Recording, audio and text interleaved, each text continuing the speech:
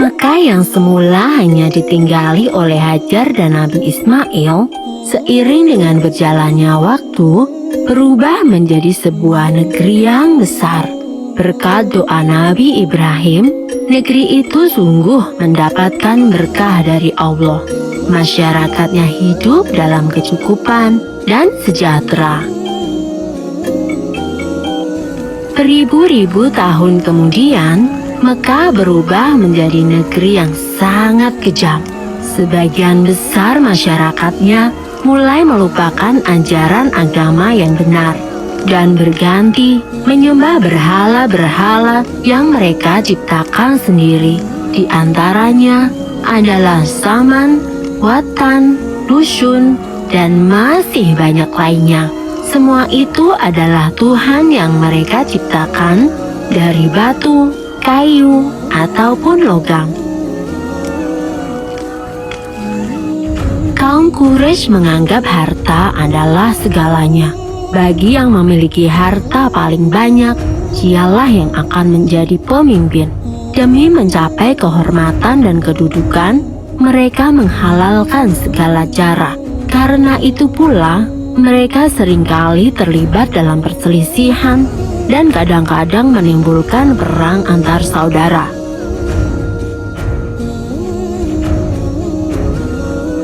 Bukan hanya Tuhan mereka saja yang berubah, sifat dan perilaku masyarakatnya pun juga berubah. Kaum Quraisy yang secara turun-menurun menguasai Mekah dan Ka'bah mulai membentuk kelompok masing-masing. Mereka sangat berkuasa dan kaya raya. Namun kekayaan itu mereka dapatkan dengan cara yang tidak halal. Merampok, memeras rakyat kecil, berjudi, curang dalam berdagang, dan perbudakan yang sangat kejam. Zaman di mana kaum Quraisy hidup dengan cara yang kejam disebut zaman jahiliyah. Pada zaman itu, ada seorang wanita soleh bernama Aminah. Suaminya bernama Abdullah. Pada saat Aminah mengandung, sang suami jatuh sakit dan akhirnya pun meninggal dunia. Aminah merasa sangat sedih karena harus hidup sendirian. Pada suatu malam, ia bermimpi melihat bulan jatuh ke pangkuannya. Menurut ahli tafsir mimpi, kelak anak yang dikandung oleh Aminah akan menjadi orang yang dihormati. Mekah dan Ka'bah semakin ramai dan berkembang. Orang dari segala penjuru selalu berkunjung ke Mekah untuk beribadah dan juga berdagang. Kemajuan Mekah membuat Abraha, seorang gubernur di Yaman, merasa kesal. Ia telah membuat rumah ibadah yang jauh lebih besar dan lebih megah daripada Ka'bah.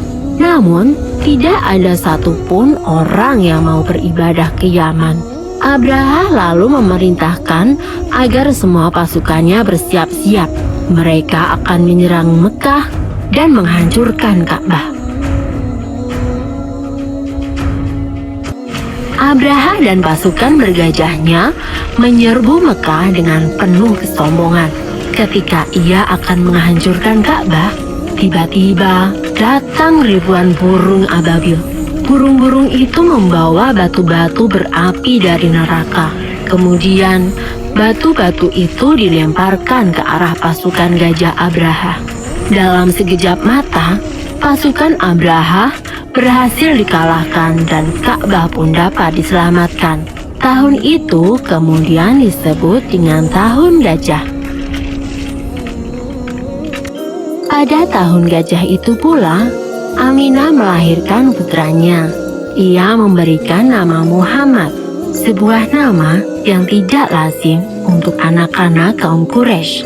Ialah Nabi Muhammad, nabi terakhir yang diutus oleh Allah. Ia dilahirkan pada hari Senin, 12 Rabiul Awal, Tahun Gajah.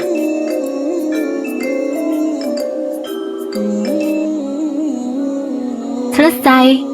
Sumber dalam Al-Quran terdapat dalam surat Al-Fil ayat 1-5 yang artinya, apakah kamu tidak memperhatikan bagaimana Tuhanmu telah bertindak terhadap tentara bergajah? Bukankah Dia telah menjadikan tipu daya mereka untuk menghancurkan Ka'bah itu sia-sia? Dan Dia mengirimkan kepada mereka burung yang berbondong-bondong, yang melempari mereka dengan batu berasal dari tanah yang terbakar. Lalu Dia menjadikan mereka seperti daun-daun yang dimakan ulat.